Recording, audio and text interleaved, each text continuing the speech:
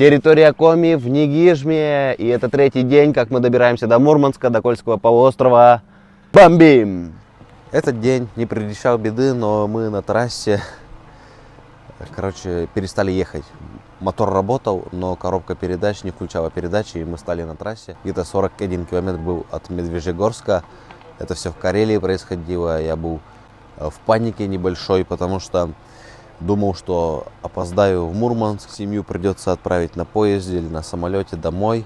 В общем, весь наш план путешествия оборвется. Но нам повезло с водителем эвакуатора, который нас довез до Медвежьегорска. Своих друзей привлек, и они всю ночь ремонтировали автомобиль. Целую ночь потом ехал, обогнал время, где-то под утро приехал в Мурманск. Выспались, 2 дня провели в Мурманске, и сегодня мы вот уже в Умбе, в горнице познаний. Тут я буду проводить свои мастер-классы, что вы увидите в следующих роликах.